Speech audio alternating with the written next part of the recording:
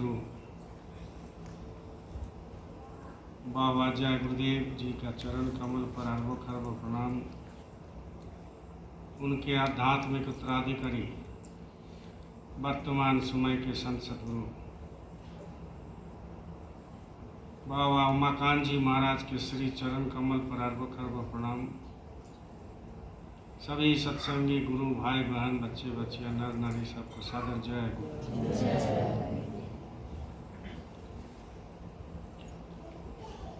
देखिए प्रेमियों, आज 2 तारीख सितंबर महीना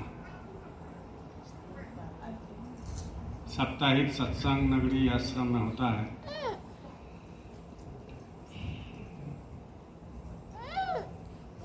और ये सिलसिला नगरी आश्रम में नामजोग साधना स्थल में मालिक के आदेश अनुसार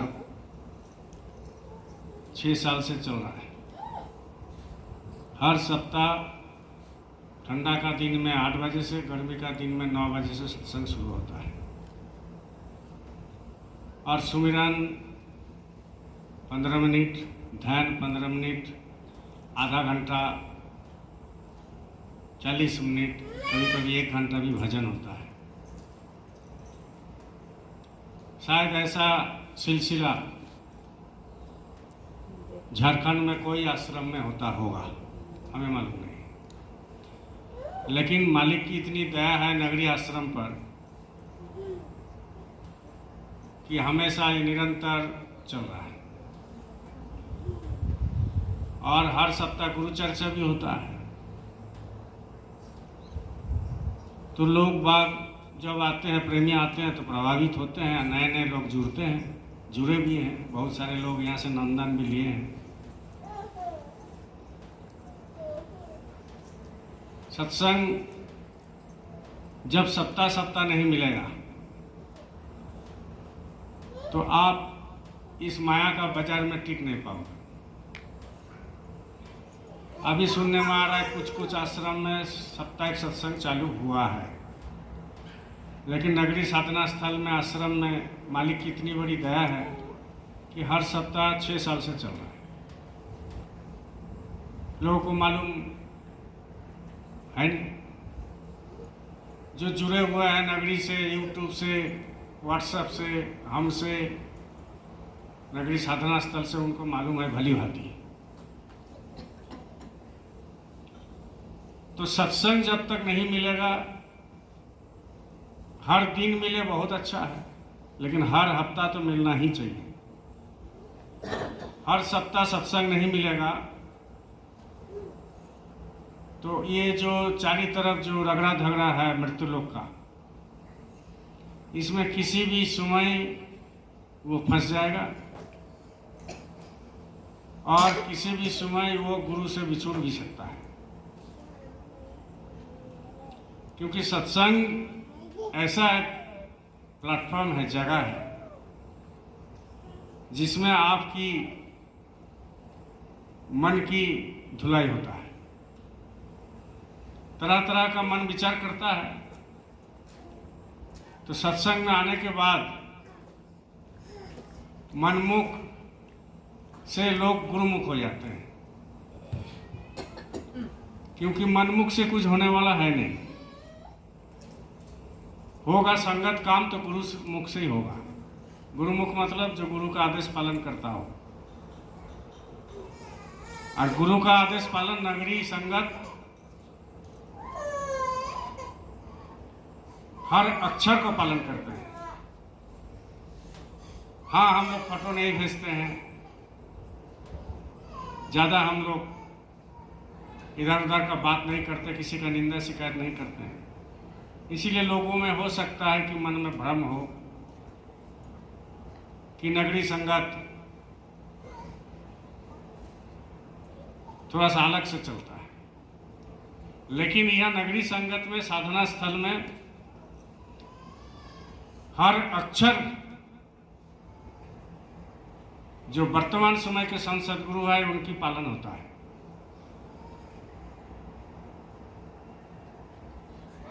जब तक सत्संग नहीं मिलेगा तब तक ये काम कोई कर नहीं सकता।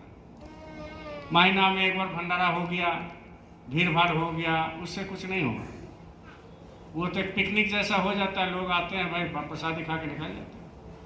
लेकिन हर सप्ताह जो सत्संग होता है, और वो सत्संग में, वो गुरु चर्चा में लोग जब बैठते हैं तो उनकी मन की सफाई बड़ी जोर से होता है, बहुत जोर से। क्योंकि महीना में एक दिन चले गए भंडारा में तो 28 दिन जो है, 29 दिन जो है जमते रहा मन जमते रहा। तो एक दिन में धुलाई होने का चीज़ है नहीं।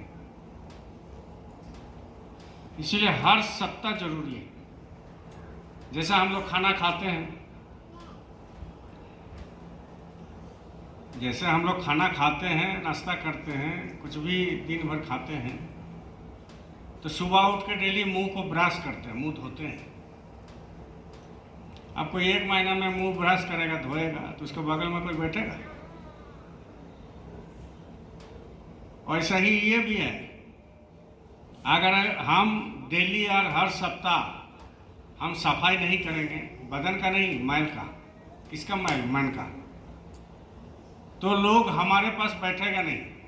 वो हाव भाव से पता लग जाएगा कि भजन नहीं करता हो, सुमिरन ध्यान नहीं करता हो, दिन भर बकवासबाजी करता हो, गुरु के आदेश का पालन नहीं करता हो। इसलिए सत्संग बहुत ही जरूरी है।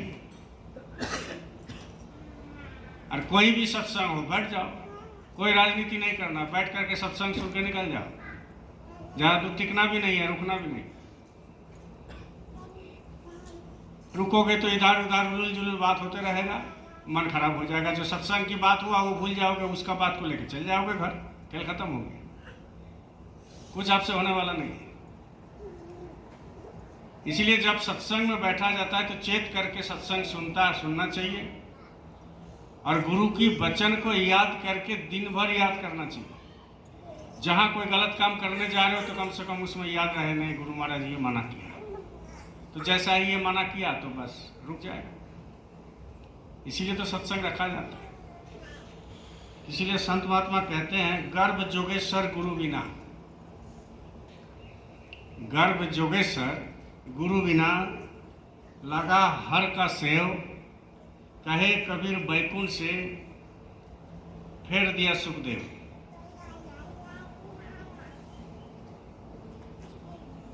गर्भ जोगेश्वर गुरु बिना लगा हर का सेव,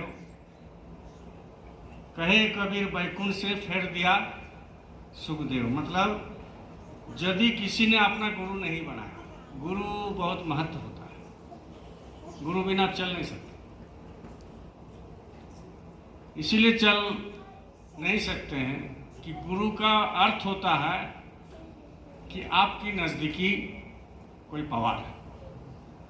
गुरु का अर्थ यही होता है कि आपका नज़दीक में, आपका अंदर जो छुपा हुआ है पावर, वह गुरु का रूप होता है।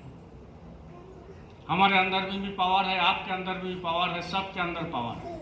बोलो जय गुरुदेव। और वो पावर का नाम ही गुरु है, और वो पावर का नाम ही आत्मा है, वो पावर का नाम ही परमात्मा है। और वही आत्मा, परमात्मा और जो पावर और प्रकाश और शब्द का रूप है, वो मृत्यु लोक में शरीर रूपी ये हड्डी मांस में, ये शरीर रूपी मंदिर में आ जाते हैं। और जब शरीर रूपी मंदिर में आ जाते हैं तो लोगों को खिंचाव करते हैं। तो वो क्या करते हैं? सत्संग देते हैं, नामदान देते हैं, शब्द से लय करते हैं, प्रकाश रूप में आपको कभी कभी अनुभव भी कराते हैं, परमात्मा का रूप का कभी कभी अनुभव भी कराते हैं, और आपको उपदेश दे करके, अपने तो बोलेंगे नहीं कि हमारे अंदर ये पावर है। जो सच्चा सदगुरु होगा वो कभी अपने आप को जाहिर नहीं करेगा कि हम गुरु है, क्योंकि गुरु बन ही नहीं सकता। कोई भी मनुष्य रूपी मंदिर में आके गुरु नहीं बन सकता है। ये सदगुरु खुद बताते हैं। जितनी संत महात्मा आए कबीर साहब से अभी तक 750 साल में, सब गुरु ने यही बताया कि मैं गुरु नहीं हूँ, हम गुरु नहीं बन सकते। हमारे बाबा जी भी बोलते थे, बाबा जय गुरुदेव जी महाराज। अभी महाराज जी उज्जैन वाला बाबा भी बोलते हैं मंच पर कि हम तुम्हारा गुरु बन ही नहीं सकते, हम तुम्हारा गुरु बन नहीं सकते।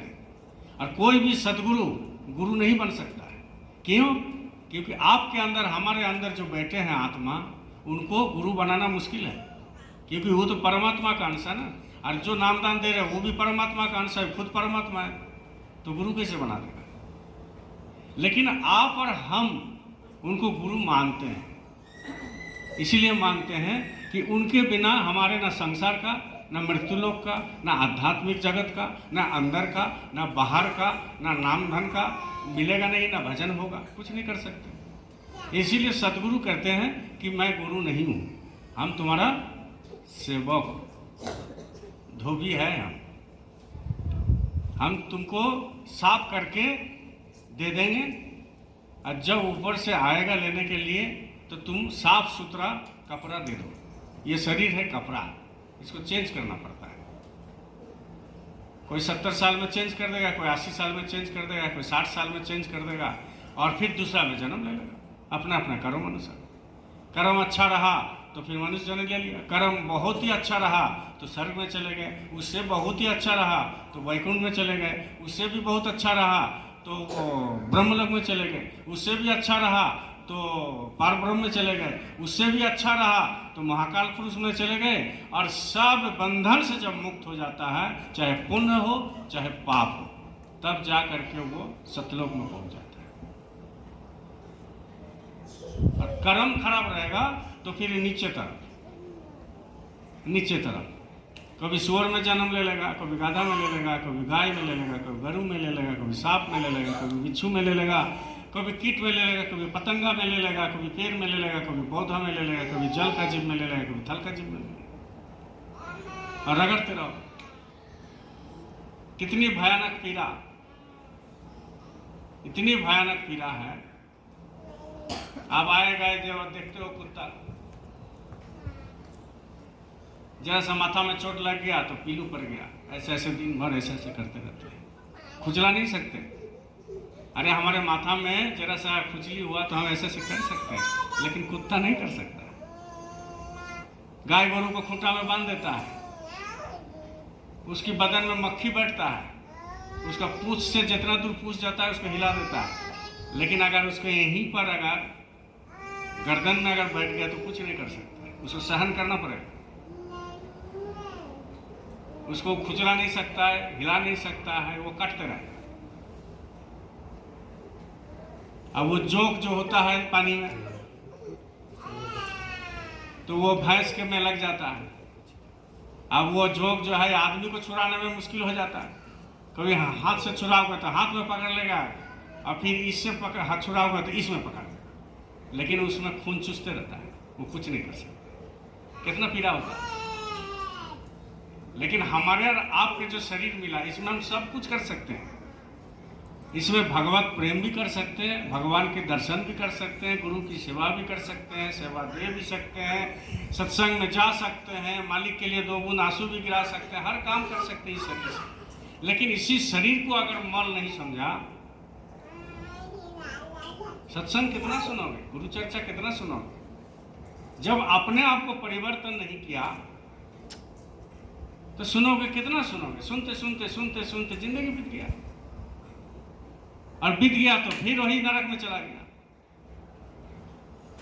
फिर वही नरक में चला गया। सुखदेव मुनि थे, गर्भ से ही भगवान का दर्शन होता था, वो तो हम लोगों को भी दर्शन होता था, लेकिन हमको याद नहीं है। लेकिन सुखदेव को याद था, सुखदेव को याद था। वो जब माँ का गर्भ में रहे, और 1 दिन 2 दिन नहीं रहे, सालों रहे, वो निकाल ही नहीं रहे थे, और प्रभु से बोलते थे कि हम निकलेंगे नहीं, हम मृत्यु लोग में फंस जाएंगे, माया में फंस जाएंगे। तो ब्रह्मा विष्णु महेश तीनों देवता आकर के उनके पास हाथ जोड़ करके प्रणाम किया और बोला कि आप निकालिए, माँ को कष्ट हो रहा है आपका। और जैसा ही निकला तो दौड़ने लगा, हम फंसेंगे नहीं मृत्यु लोग, ये नरक है, हम इसमें नहीं फंसेंगे। लेकिन सुखदेव मुनि जब स्वर्ग चले गए तो उनको फिर वापस आना पड़ा, वापस आना पड़ा। कितना भयानक देख रहे हैं। आपको और हमको तो मिल गया सदगुरु, हमको आना नहीं पड़ेगा कम से कम, अगर अच्छा कर्म रहा। लेकिन सुखदेव को आना पड़ा। इसीलिए कहते हैं गर्भ जोगेश्वर गुरु बना, गर्भ में गुरु बन गया। और लगा हर का सेव, कहे कबीर बैकुंठ से फेर दिया सुखदेव। क्या बोला, यदि किसी ने अपने गुरु नहीं बनाया और जन्म से ही हरि सेवा में लगा रहा, तो भी सुखदेव की तरह बैकुंठ से वापस आना पड़ेगा। क्यों? क्योंकि गुरु नहीं किया। ये झूठा बात थोड़ी है, कबीर साहब का बात है, संत महात्मा सदगुरु की बात है। फिर भी उसका आना पड़ा और आकर के वही लग रहा था। इसलिए गुरु बहुत महत्व होता है, गुरु को पहचानना मुश्किल होता है। और गुरु को पहचानने के लिए जो आपको नियम दिया, सुमिरन, ध्यान, भजन, विधिवत करना है। बहुत सारे लोग बड़े बड़े मंच पर बैठ जाते हैं, लेकिन सुमिरन करने का तरीका उनका भी नहीं है। भाई उनको भीड़ कर दिया इकट्ठा, असर लगा दिया, वो मंच पर बैठ गए और सुमिरन करने का तरीका उनको मालूम है। क्या सिखाएगा वो? सुमिरन करने का तरीका है, पहले हाथ में माला लीजिए, इसके बाद जिन्होंने आपको नामदान दिए, रास्ता बताए, जो 5 नाम दिया, वो 5 नाम को एक एक जगह का धनी का उनकी स्वरूप को पहले चिंतन करना है, प्रणाम करना है।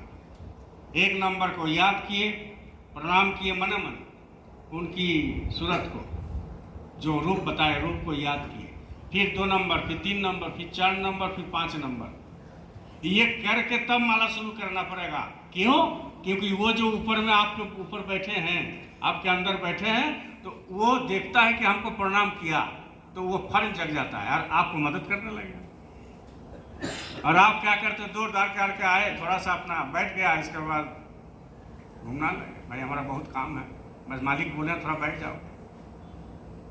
मन में संतुष्टि हो गया। ये मन की संतुष्टि हो गया, ये मन की संतुष्टि हो गया कि हम सुमिरन कर रहे हैं। लेकिन उसमें भी फायदा है। लेकिन जो फायदा के लिए आप जन्म लिया और जो फायदा के लिए आपने गुरु किया, जो फायदा के लिए आप सत्संग में जाते हो, जो फायदा के लिए सदगुरु की दर्शन करते हो, वो फायदा आपको नहीं मिलता है। इसीलिए तो सत्संग इधर उधर भटक रहा है। भजन में बैठते हैं तो पहले 5 नामों को फिर याद कीजिए। वो देखता है, वो देख रहा है कि मेरा याद करके बैठा है, तो आपको कुछ देगा, धन कुछ बोलेगा। उनको याद नहीं किया, बस हो गया। अब किसी का घर में आप जाओगे, ये तो घर है ना भाई, यहाँ से यहाँ तक सब घर है। आप किसी का घर में जाओगे, दरवाजा पर खड़ा रहो, तो पहले आप क्या, मान लीजिए आप मेरा घर में गए, तो मान लीजिए प्रदीप चला गया हमारा घर में और हम दरवाजे में खड़ा हैं, वो सीधा घर में घुस जाएगा क्या? बोलो जय गुरुदेव। अरे सांसारिक नियम को पालन नहीं कर पा रहे हो तो वहाँ क्या कर पा रहे? वो अंदर घुस जाएगा, वो क्या करेगा? हाथ जो करेगा बोला बड़े पापा जय गुरुदेव, हम भी खुश, वो भी खुश, तब ना घर में जाएगा। कि सीधा घुस जाएगा, बेड पर सो जाएगा, नाराज नहीं हो जाएगा घर का मालिक? तो ऐसा ही जब सुमिरन करते हो, भजन करते हो, पहले उनको प्रणाम करो। उनकी घर में आप घुस रहे हो, जब उनकी घर में घुस रहे हो तो उनको पहले प्रणाम करो, तब तो वो रास्ता देगा, तब होता है भजन। ऐसे नहीं होता है, इसीलिए तरक्की नहीं होता है। इसलिए 5 मिनट नहीं बैठ पाता, 5 मिनट नहीं, उठा देता है। और जब ये काम धीरे धीरे करने लगोगे तो 4 घंटा 10 घंटा कोई बड़ा बात नहीं है। यहाँ पर हम सोच रहे हैं नगरी आश्रम में 3 दिन का भजन के लिए शिविर लगाएंगे। भजन का शिविर यहाँ लगाएंगे 3 दिन के लिए। शाम को 9 बजे तक, सुबह से 5 बजे तक। 4 बजे कोई उठ नहीं पाएगा और ना डिस्टर्ब करने से। अब सोओगे और भजन करोगे तो फायदा थोड़ी है भाई। पूरा नींद कर लो, 5 बजे 4 बजे उठ जाइए, आराम से मुंह धो करके अपना जो सुबह का क्रिया है वो करके आप जब मर्जी आइए और जब मर्जी भजन करके निकल जाइए। ये नहीं कि आपको यही रहना है 2 घंटा, 1 घंटा, 3 घंटा, 4 घंटा। और 3 दिन यहाँ भंडारा भी बनेगा, और 3 दिन आप भंडारा मतलब चिकनी चुपड़ी वाला नहीं बनेगा, रोटी और आधा किलो दाल में 4 बाल्टी पानी रहेगा, और उसमें खाओ और भजन करो। 3 दिन का रखेंगे हम, ठीक डेट बता देंगे। तो जिनका जो जब आए वो सुबह 4 बजे आए, चाहे शाम को 4 बजे आए, काम करके आए। कोई पीछे वाला जो है काम छोड़ करके आओगे तो वो भजन नहीं बनेगा। एकदम फ्री होकर के आ जाओ, 3 दिन रहेगा, और जब मर्जी आओ भजन करो और चले जाओ रोटी खा कर, सूखा रोटी। तो उसमें भजन भी बनेगा, और कम से कम लोगों को तो पता चलेगा कि वो घर में बैठता है कि नहीं बैठता है, पता चल जाएगा, हमको भी पता चलेगा, और हम घर में बैठते हैं कि नहीं बैठते हैं तुमको भी पता चलेगा। तो एक जो है एक परिस्थिति बन जाएगा, एक जो है एक महल बन जाएगा भजन का, वो रखना चाहेंगे हम और रखेंगे। क्योंकि जब तक भजन ध्यान सुमिरन में नहीं बैठोगे तो रगड़ा धगड़ा चलते रहेगा। गुरु चर्चा बहुत सुने हो, सुन रहे हो, कोई 70 साल से सुन रहा है, कोई 80 साल से, कोई 60 साल से, हम भी 34-35 साल से सुन रहे हैं। लेकिन जब तक सुमिरन ध्यान भजन में नहीं बैठेगा तो वो गुरु चर्चा में रस नहीं आएगा। गुरु चर्चा में जो रस होता है, जो खिंचाव होता है, जो प्रेम होता है, जो व्याकुलता होता है, वो नहीं आएगा। और सुनाने वाला जब सुनाएगा तो उसका मुंह से जो निकलेगा वो जो सुनने वाले हैं उसको प्रभाव नहीं पड़ेगा। क्योंकि जो मंच पर बैठता है, ये गुरु महाराज भी बताते हैं, मालिक भी बताते हैं कि कम से कम उसको 4 घंटा, 3 घंटा, 5 घंटा उसको भजन करना जरूरी है। दूसरे को क्या सिखाएगा जब अपना भजन नहीं करेगा। इसीलिए जो बकता है उसको 4-4 घंटा, जो बोलने वाले हैं 4-4 घंटा, या जो संदेश को सुनाने वाले 4-4 घंटा भजन उसको करना चाहिए। और हम यहाँ बैठ के बोल रहे हैं, हम 2 घंटा करते कि 4 घंटा करते हो, मालिक है ना, मालिक सर्टिफिकेट देगा, हम बोल नहीं सकते। लेकिन 4 घंटा करना चाहिए, और बोलना चाहिए वही जब हम 4 घंटा करेंगे तब तो हम सिखाएंगे। हम जब 4 घंटा करेंगे तब तो आपको बोलेंगे। इसलिए ये सारे काम गुरु की कृपा से होगा, गुरु की दया से होगा, गुरु की दया से ही होगा। नहीं तो फिर बैकुंठ में सुखदेव जा करके भी फिर लौट के आया, बोले जाओ नीचे में जाओ, बाद में आना। लोगों में एक भूल भ्रम है कि हम मालिक का काम बहुत करते हैं, लेकिन बहुत आए बहुत गए। मालिक का तो काम करते हैं, सब कोई करते हैं, सब कोई करते हैं मालिक का काम। लेकिन मालिक का जो असली काम है वो है सुमिरन ध्यान भजन। इसी है, यही है कुंजी। इसी से दरवाजा खुलेगा, इसी से जो है आपको कपाट खुलेगा, इसी से वज्र कपाट खुलेगा, इसी से जो है आपको अंतर में दीप जलेगा, इसी से जलेगा सब कुछ। चाबी तो वही है ना, घर का ताला बंद है, अब ताला को खोलने के लिए वही है सुमिरन ध्यान भजन। बोलिए जय गुरुदेव। इसीलिए कहते हैं हरि संगत शीतल भया, हरि संगत शीतल भया, मिट्टी मोह की ताप। हरि संगत मतलब गुरु की संगत, सत्संग। हरि संगत शीतल भया, मिट्टी मोह की ताप, निशी वासर सुख निधि, लहा आन के प्रकट आप। मतलब हरि का स्मरण करने से जीवात्मा को शांति मिली है। जब गुरु की आप मनन करेंगे, गुरु की चिंतन करेंगे, गुरु की सुमिरन ध्यान भजन करेंगे, गुरु जो बताते हैं ध्वनि करने के लिए ध्वनि करो, तो इसमें क्या होगा, शांति मिलता है। शांति में भी प्रकार है, शांति में भी बहुत तरह का बात है। किसी को पैसा मिल गया, शांति मिल गया, लेकिन क्षणिक सुख। किसी का घर में मोबाइल नहीं है तो मोबाइल मिल गया, शांति अपने को सोचता है, शांति तो मिलता नहीं होता, और अशांति है, लेकिन थोड़ी देर के लिए मिल जाता है। लेकिन जो शांति गुरु चर्चा में है, संगत में है, सत्संग में है, गुरु के सानिध्य में है, गुरु के पास है, वो शांति परमानेंट शांति है। वो शांति का तलाश में आप भी हैं, हम भी हैं, वो शांति हम पाना चाहते हैं। और वही शांति आपको कहाँ मिलेगा, जब गुरु के पास जाएंगे और गुरु ही बताएंगे। लेकिन गुरु तो बताएंगे, दवाई तो वो देंगे, लेकिन दवाई आपको खाना पड़ेगा। लोग दवाई लेके आ गए, कभी लखनऊ से, कभी सैंथिया से, कभी उज्जैन से, कभी झारखंड से, कभी वहाँ से दवाई तो दे दिए। अब दवाई देने के बाद वो खाया नहीं। दवाई मतलब पांचों नाम। इसमें मन का भी रोग दूर हो गया, तन का भी रोग दूर हो गया, संसार का भी रोग दूर हो गया। आत्मा जो फंसा हुआ है उसमें निकालने का कोशिश करेगा। बेचारा वो भी चाहते हैं कि हम निकलें, दोनों आंखों के बीच में पड़ा हुआ है, बेचारा क्या करेगा। वो भी चाहते हैं शरीर से निकाल जाए, हमको मदद मिले, गुरु हमको मदद करेगा, लेकिन वो फंसा हुआ है और उसको निकालने नहीं देते हो आप कि फंसा हुआ तो फंसा रहा। वो कैसे निकलेगा जब आप बैठोगे नहीं तो। इसीलिए कहते हैं कि हरि का स्मरण करने से जीवात्मा को शांति मिलती है और मोहमाया का अग्नि शांत हो जाता है।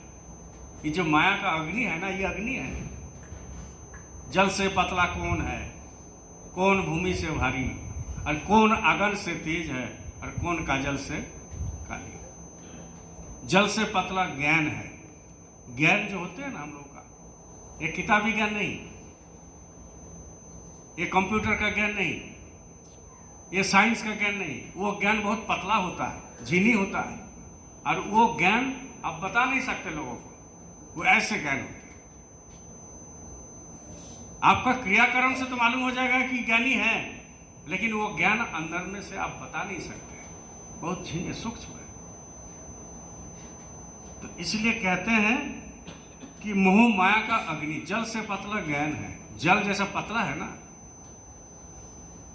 उससे भी पतला है ज्ञान। और कौन भूमि से भारी। ये जो भूमि आप देख रहे हो चारों तरफ, भूमि यहाँ भी है, चंद्र में भी भूमि है, चंद्रमा, बीच में हम लोग हैं, आसमान। तो भूमि से भारी कौन होता है? पाप। वो इतनी भारी होता है कि दबा देता है। जल से पतला कौन है, कौन भूमि से भारी, और कौन आगन से तेज है। क्रोध आगन से तेज होता है। हम कितना बात सुनते हैं, लेकिन अगर कोर्ट करने लगे तो शरीर जल जाए।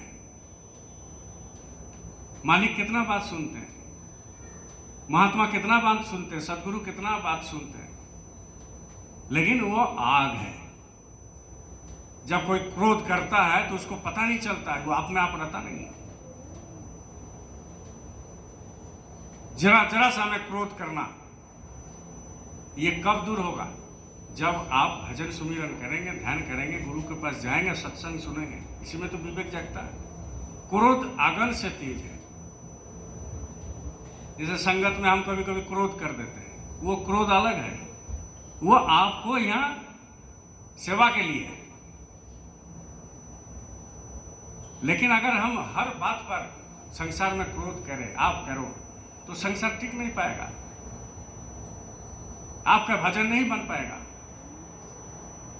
इसलिए क्रोध आगन से तेज है और कलंक काजल से भी काली है। जिनको कलंक लग गया, भले लोग कुछ बोलेगा नहीं, लेकिन लग गया सो लग गया, खेल खत्म हो गया। तो वो काजल से भी काली होता है। काजल तो साफ करने से धुल जाता है, लेकिन कलंक नहीं धोता है। दाग लग गया, दाग लग गया। आप कितना भी कोशिश करोगे, कितना भी आप YouTube में अपना कैमरा दे करके सफाई करोगे, लेकिन दिल में अगर बैठ गया तो वो उसको निकालना बड़ी मुश्किल है। वो कितना जन्म नहीं निकलेगा। इसलिए जल से पतला कौन है, कौन भूमि से भारी, कौन आगन से तेज है, कौन काजल से काली। जल से पतला ज्ञान है, पाप भूमि से भारी, क्रोध आगन से तेज है, और कलंक काजल से काली। बहुत खतरनाक है ये मायाजाल। अभी यहां से उठ कर चले जाओगे, फंस जाओगे। बोलो जय गुरु। फंस जाओगे तुरंत। ये जो 1-1.5 घंटा होता है ना गुरु चर्चा, पूरा भूल जाओ तुरंत। इसी को कहते हैं माया। और माया रहता कहाँ नहीं है? जहाँ सदगुरु रहते हैं। जहाँ सदगुरु रहते हैं वहाँ माया नहीं रहता। गुरु महाराज का कथन है, हमने सुना कि जब सुमिरन ध्यान भजन में बैठते हो, मन इधर उधर घूमता है, तुम रूप को याद करते हो, फिर भी मन शांत नहीं होता है, तो मेरा शकल को, मेरा सूरत को तुम सोचना, तो माया भाग जाएगा। कितना बड़ा गुरु मिल गया। सदगुरु से माया भागता है, बहुत कोसों दूर तक भागता है, वो आता ही नहीं है सामने, आता ही नहीं है। इसलिए कहते हैं कि रात दिन सुख पूर्वक व्यतीत होने से हृदय में ईश्वर रूप प्रकट होने लगता है। ईश्वर है क्या, भगवान है क्या भाई? इतना रूप, वो तो आप भी रूप बना सकते हो। आत्मा जब जाग जाता है रूप बनता है, जो चाहो सब बन जाओ, जिसका रूप चाहोगे वो बन जाएगा, लेकिन आत्मा को जगना चाहिए। लेकिन इस शरीर रूपी रूप नहीं बना सकते। सूक्ष्म रूप में आप कुछ भी बन सकते हो, क्योंकि आत्मा जग गया। और आत्मा जब जग जाएगा तो कुछ भी आप कर सकते हो।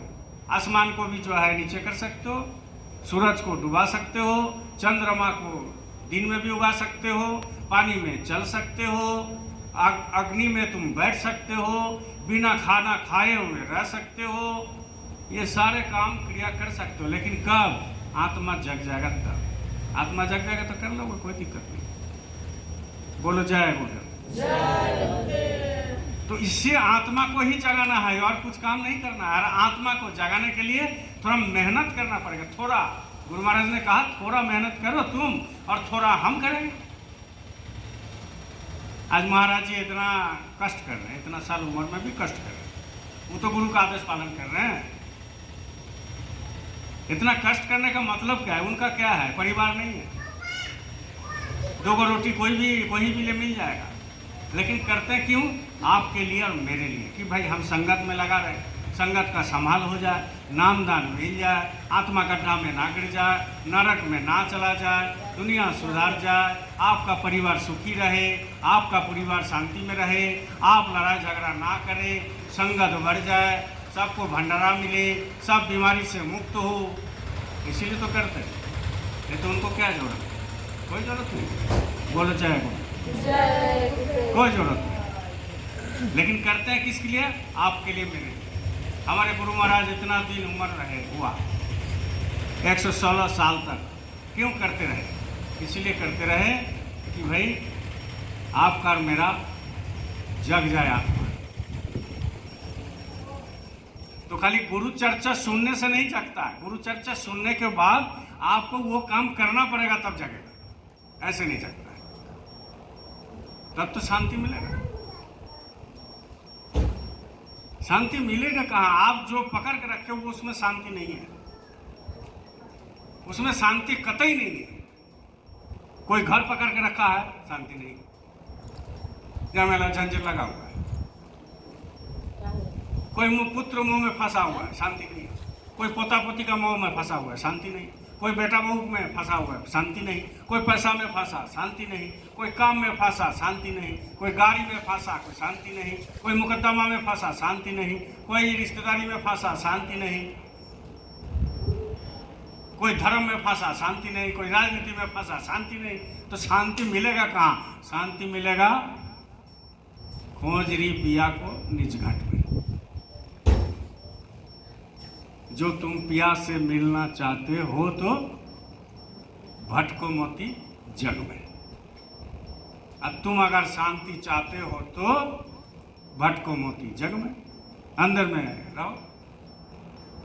सारे तो खेला यहाँ पढ़ना है, यही कंप्यूटर में खेला, सारे चीज अंदर में है भैया, बाहर में कुछ नहीं।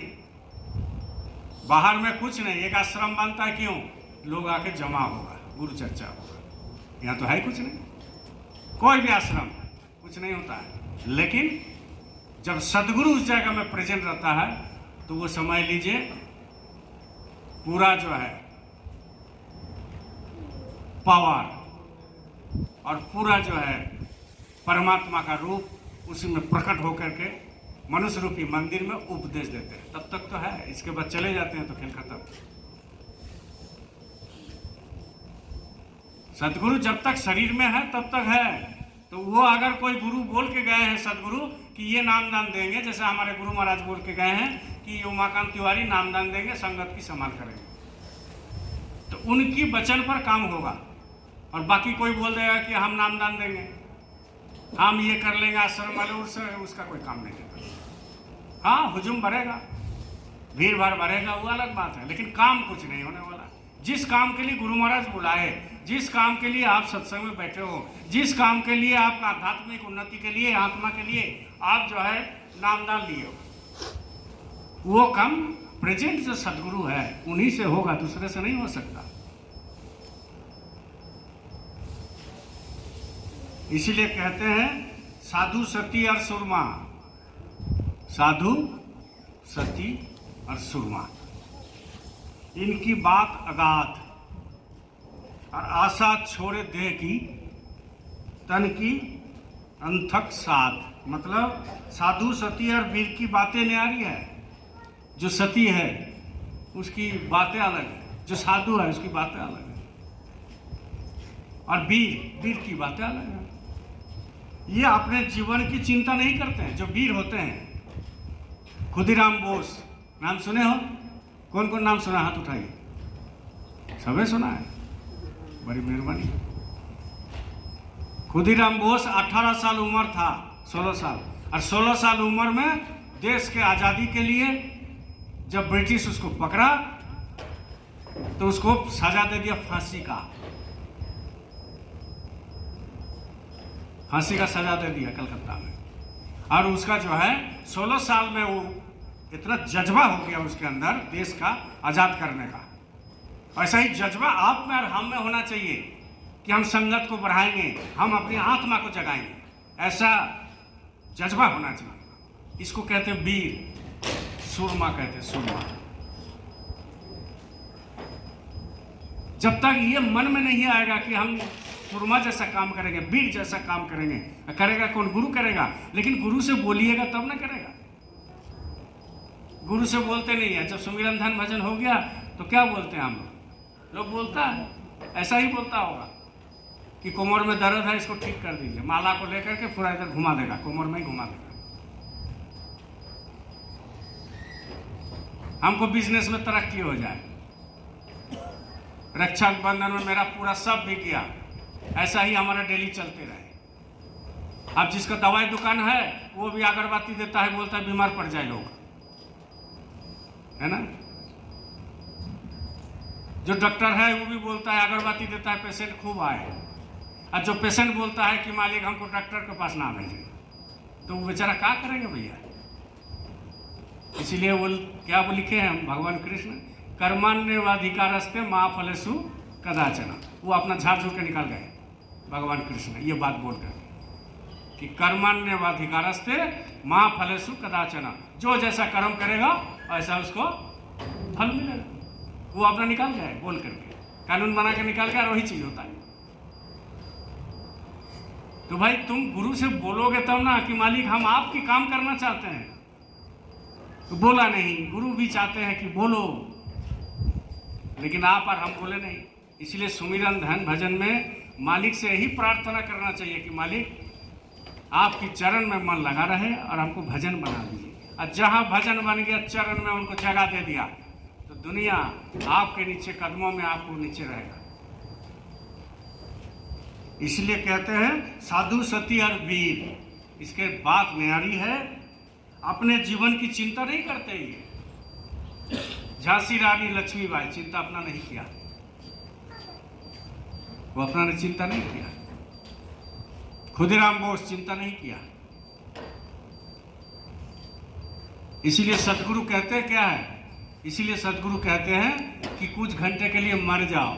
जब सुमिरन ध्यान भजन करने बैठे हो ना, तो समझ लो कि हम मर गए। ना हमारा पत्नी है, ना घर है, ना द्वार है, ना बच्चे है, ना पोता है, ना पोती है, ना बिजनेस है, ना गाड़ी है, ना नौकरी है, ना जमीन है, ना जायदाद है, ना चक्री है, कुछ। मर जाओ, घंटा 2 घंटा के लिए मर जाओ। हटाओ जी, सब हटाओ, हम अकेले हैं, हम अकेले हैं, अकेले जाएंगे, अकेले भजन करेंगे, अकेले है। ये भावना करना पड़ेगा, हम अकेले हैं। और जब तक ये नहीं करेगा तो कैसे काम चलेगा। अब सारे चीज लेकर के सुमिरन में बैठता है, भजन में बैठता है कि मेरा जो है पोता है, पोती है, ये है, वो है। जमीन है, जायदाद है, बिजनेस, तो कहाँ से भजन बने? वो एक तो क्या है फार्मूला, एक जो है, एक आपको जो है बैठना है, गुरु नाराज ना हो जाए इसलिए। लेकिन जो काम हम और आप चाहते हैं, और चाहना भी चाहिए कि मैं मालिक का ही हम भजन करेंगे, सच्चा, नकली नहीं, सच्चा भजन, तब जाकर के वो काम बनेगा, अंदर से काम बनेगा, बाहर से कुछ नहीं होता। तो इसीलिए कहते हैं इसमें साधन, इसलिए इनमें साधना की इच्छा रहती है। कोई मनुष्य इन तीनों को समानता नहीं कर सकती है, ये तीनों को समानता कोई नहीं कर सकता। साधु मतलब जो साधक, साधु का परिभाषा अलग है, लेकिन यहाँ क्या कहते हैं? साधक, जो भजन करना चाहता है। वीर मतलब सुरमा मतलब वीर, जो हर चीज में आगे रहता है। संगत में ऐसा ऐसे साधक हुए, ऐसे ऐसे वीर हुए, नहीं तो बोरा पहन करके ससुराल कोई जा सकता है क्या? बोलो जय गुरुदेव। बोरा पहन करके ससुराल जा सकता है? मारेगा नहीं उसको, भागाएगा नहीं ससुराल से। कितना लोग बोरा छोड़ दिया था, जब गुरु महाराज बोले कि बोरा पहनना है तो जोश से सब पहन लिया। हमारे डॉक्टर शैलेंद्र कुमार इतना बड़ा शिक्षित थे, बड़े बड़े कन्वेंशन में, बड़े बड़े मीटिंग में अटेंड करते थे, बड़े बड़े लोग उनके पास आते थे, लेकिन बोरा पहन के ही रहते थे। बहुत सारे बोरा पहन करके फैंसी बोरा पहनते थे, शर्म लगता था, उससे कुछ नहीं होता है। मालिक जो बोरा पहने वही बोरा पहनना चाहिए। बहुत लोग आलू और चीनी का जो बोरा होता है वो पहन करके घूमते रहता है, अभी भी है। लोग सोचते हैं पागल आदमी है, ये गरीब आदमी है इसीलिए बोरा पहना हुआ है, इसके पास पैसा नहीं है। आप सोचो कितना कुर्बानी दिया है जिंदगी में। जिंदगी में आप हम तो कुछ नहीं दिए हैं, बनाया बनाया चीज को हमको मिल गया, आपको मिल गया, लेकिन ये लोग सीधा सीधा कुर्बानी दे दिया, जिंदगी नछाड़ कर दिया गुरु के प्रति। गुरु के प्रति जिंदगी एकदम सुपर्द कर दिया गुरु को। नहीं मालिक, जो आप कहेंगे वही करेंगे। ऐसे ऐसे बुरा वाला को देखे आप हम कुछ नहीं करते हैं। अभी तो बहुत सहज सरल सीधा हो गया। पहले तो मालिक बोलते थे कि 12 बजे से 2 बजे तक, बोलो जय गुरुदेव, 12 बजे से 2 बजे तक सुमिरन ध्यान भजन नहीं करना। लेकिन महाराज जी तो वो भी छोड़ दी। महाराज जी तो ये भी बोले हैं कि 12 बजे से 2 बजे तक भी तुम कर सकते हो। कितना सीधा सहज सरल कर दिए, जब मर्जी तब कर, क्योंकि अब समय है नहीं, दुनिया खराब के तरफ जा रहा है। इस बार रक्षाबंधन में भी मालिक बोले हैं कि अगला रक्षाबंधन तक जो है बहुत लोग नहीं आ पाएंगे, चेहरा नहीं देख पाएंगे। तो उसमें किसका नंबर है थोड़ी पता है, हमारा भी हो सकता है, आपका भी हो सकता है। इसलिए काम कर लीजिए, काम कर लीजिए। सत्संग में भी आओ, सुनो, ठीक है, अच्छा लगता है सत्संग में बैठने से और सुनने से, लेकिन पालन करना पड़ेगा, पालन तो करना पड़ेगा। इसलिए कहते हैं कितन दिन ऐसे भय अन रचे काने, उसर बोबे उपजे नहीं, जो नहीं बरसे में। कबीर साहब का वाणी है, ये सब समझना बड़ी मुश्किल है। कहते हैं बिना प्रेम के भक्ति नहीं, बिना प्रेम के भक्ति नहीं, वर्षों व्यतीत हो जाए, प्रेम नहीं हुआ, 2 बूंद आंसू नहीं गिरे मालिक के लिए, तो कहाँ से वर्षों व्यतीत हो, कितना जन्मन जन्मांतर, सालों, 2 साल, 10 साल, 20 साल तक व्यतीत हो जाएगा, लेकिन प्रेम नहीं आया। तो जब प्रेम नहीं आएगा तो मालिक मिलेगा भी नहीं, प्रेम नहीं आया तो मालिक मिलेगा भी नहीं।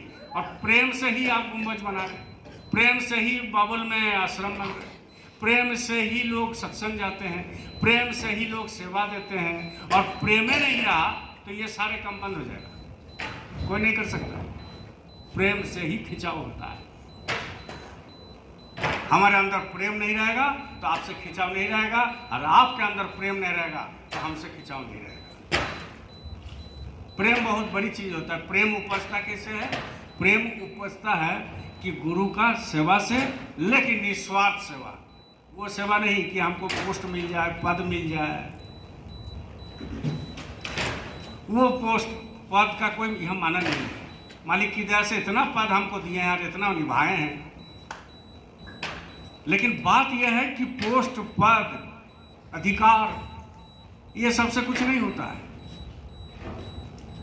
आपको निस्वार्थ से प्रेम करना चाहिए, प्रेमी से सबको बराबर देखना चाहिए, तब जाकर के ये काम होगा, नहीं तो नहीं हो सकता। कुछ भी कर लो आप, नहीं हो सकता। इसीलिए कहते हैं बिना प्रेम के भक्ति के वर्षों व्यतीत हो गए, अतः ऐसी भक्ति से क्या लाभ? ऐसी भक्ति से कुछ लाभ नहीं है। बंजर धरती में बोने से फसल नहीं होती। हम लोग जो क्या करते हैं, अभी बंजर भूमि है, न पानी है, बोरिंग करते तो पानी नहीं निकलता है, तो बीजा देते हैं तो सूख जाता है। ये बंजर भूमि है, इसलिए बंजर भूमि में फसल नहीं होता है। अब ये जो है नगरी आश्रम के सामने इतना बड़ा मैदान है, ये 10-20 एकड़ जमीन है, इसमें धान छिटा दो, धान होगा? छिटा दो, दाल का छिटा दो, नहीं होगा, बंजर है, बंजर। वैसा ही हम सुमिरन ध्यान भजन करके इसको अगर हम दोन जमीन नहीं बनाएंगे तो धान होगा ही, भिगाना पड़ेगा इसको, तब जाकर के आपको ये काम होगा। कितनी वर्षों हो ऐसे बिना प्रेम के ही भक्ति फलदायक नहीं होता है। कितनी वर्षों बीत जाए, लेकिन ऐसा भक्ति फलदायक नहीं होगा जब तक आप प्रेम नहीं करोगे। किससे? गुरु से। किससे? संगत से। किससे? सत्संग से। किससे? सेवा से। किससे? सुमिरन ध्यान भजन बैठने से। उनमें प्रेम है कि आज बैठे नहीं, बैठे नहीं, अब बैठो मर जाओ, बस यही खेला है संत मत में, मर जाना है, अपने आप को मार देना है, बस यही है सतगुरु की खेला, यही है संत मत में खेला कि अपने आप को मार देना है। मतलब जहर मत खा लेना, अपने आप को मार देना। मतलब कि सुमिरन ध्यान भजन जब बैठो तो समझ लो अपने आप को कि हम मर गए, 2 घंटा के लिए, 3 घंटे, मेरा कुछ नहीं, हम अकेले, शरीर भी मेरा नहीं, तब तो बनेगा। तब देखना कितना आनंद है। 2-4 घंटा क्या 20 घंटा भी बैठ जाओगे पता नहीं चलेगा। बोलो जय गुरुदेव। इसलिए कहते हैं भीड़ आदमी का है। संसार में भीड़ किसका है? बोलो जोर से। आदमी का। भीड़ आदमी का है, लेकिन आदमी अकेले है। भीड़ आदमी का है, लेकिन आदमी अकेले है।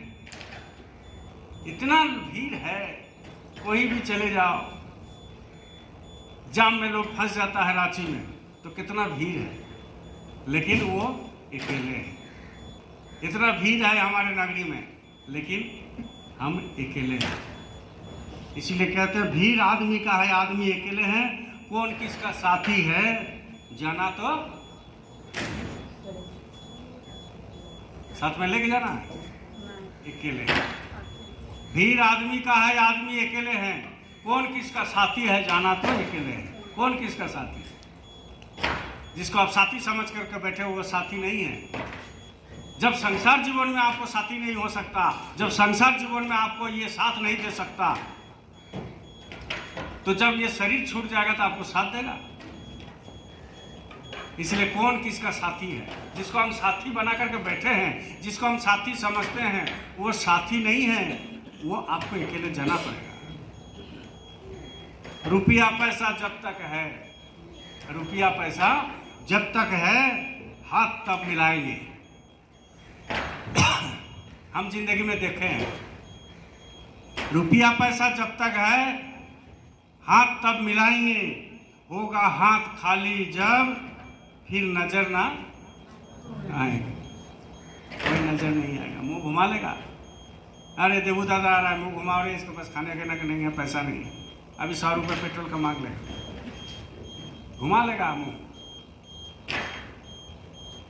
तो हमारा तो साथी एक ही है, आपका साथी एक ही होना चाहिए कि बाबा जय गुरुदेव जी महाराज हैं और उनकी आध्यात्मिक उत्तराधिकारी बाबा उमाकांत जी महाराज हमारे हैं, बाकी कोई हमारा नहीं। ये सोचना चाहिए। झूठे रिश्ते नाते हैं, व्यर्थ का झमेला है, ये व्यर्थ का झमेला है। ये सब जितने राब्ते रिश्ते हैं झूठे हैं।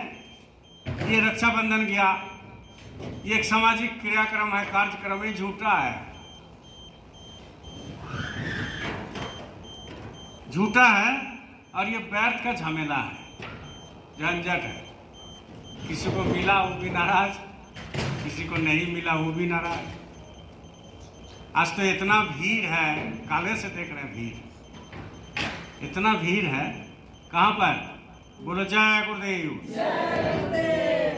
कहाँ भीड़ है? मांस मछली में। अरे गोटा गोटा खासी कट रहा है जी, पाठा। हो सकता है रात में कुत्ता काट के लटका दिया होगा, पता थोड़ी चलेगा वो कि खासी है कि पाठा है कि कुत्ता है।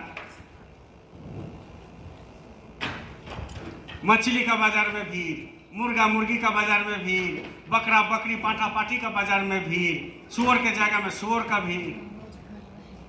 इतना भीड़ है कि भाई रक्षाबंधन में बहन आई तो बहन को मिठाई खिलाएं, तो बढ़िया तो बात है। नहीं रह जाओ, आज कल एकदम मुर्गा बनाएंगे। अब बहन भी रह गई, अब दूसरा दिन मुर्गा खा करके तब ससुराल गया। तो भाई को तो और बर्बाद करके चला गया और बहन को वो और बर्बाद कर दिया,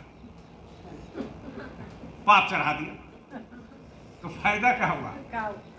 इसीलिए कहते हैं व्यर्थ का झमेला है, झूठे रिश्ते नाते हैं, व्यर्थ का झमेला है। कौन किसका साथी है जाना तो अकेला है।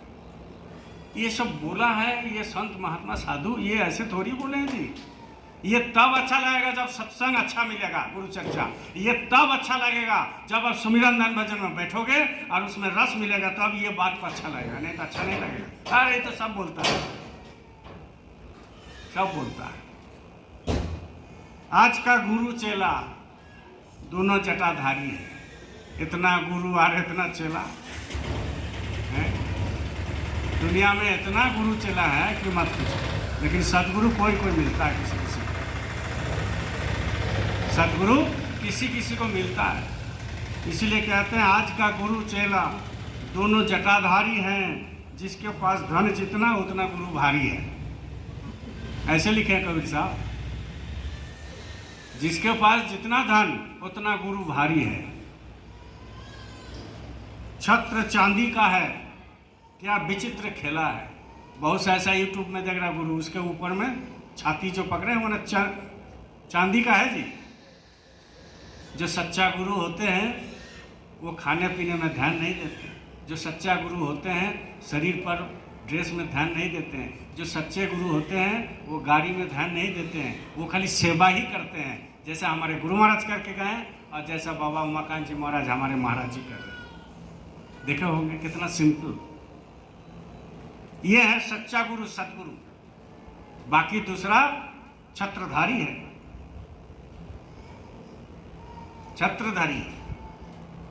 कोई कोई गुरु ऐसे भी हैं, एक धर्म में हैं, जो गुरु बोलते हैं हम पूरा इंडिया घूमेंगे, परिभ्रमण करेंगे, तो उसको एक माचा बना दिया और उसी में कुर्सी रख करके गुरु कुर्सी में बैठा हुआ है और 4 चेला 10 चेला है और चारों चेला लेकर के पूरा घूम रहा है पैदल। अब गुरु ऊपर में चाहे मजा ले रहा है।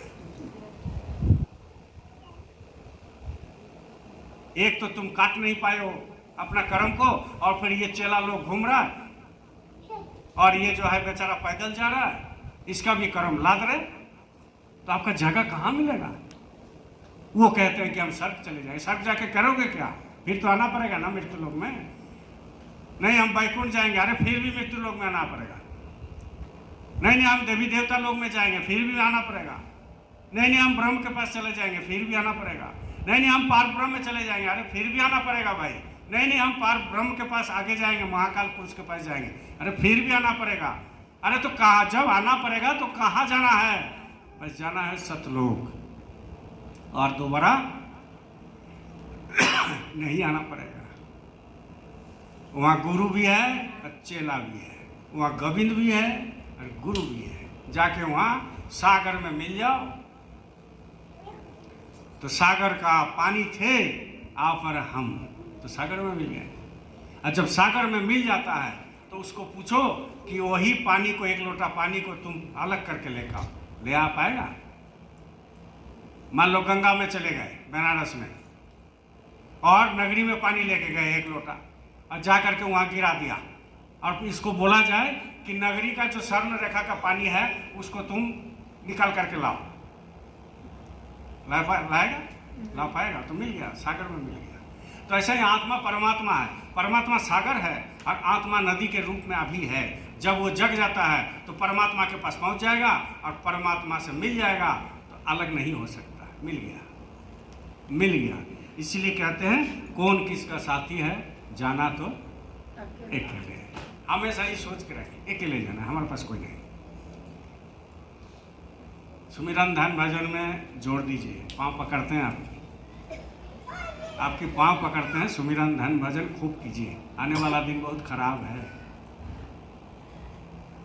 आपसे हम प्रार्थना करते हैं।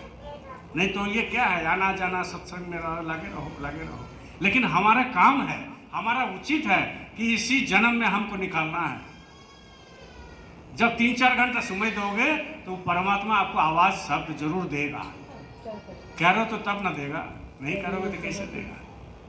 अब किसी को मिल रहा है, मान लीजिए नगरीय में किसी को मिल रहा है, वो थोड़ी बताएगा। लेकिन इसको रंग ढंग बोली विचार गुरु चर्चा में उसको पता लग जाता है कि नहीं इनको मिल रहा होगा, लेकिन बताएगा थोड़ी, नहीं बता सकता। बोलो जय गुरुदेव। देखो गुरु महाराज का आदेश है, अभी मालिक का रक्षाबंधन बीत गया, तो अभी जिनको जो हमारे गुरु भाई बहन उनको प्रसादी नहीं मिला, मान लीजिए संजोग से मिल तो गया है मोटा मोटी 80% 90%, लेकिन फिर भी अगर किसी को नहीं मिला तो उसकी गांव में जा करके गुरु चर्चा करके मालिक की दया का संदेश को सुना करके ये जो है आपको देना है। क्या देना है? कि प्रसादी और रक्षा सूत्र। तो एक नगरी से भी योजना बना रहा, बन जाएगा। तो भाई जिसका जहाँ है अपना घर घर में, तो 4 लोगों को बुला करके इस काम को आगे बढ़ाना है।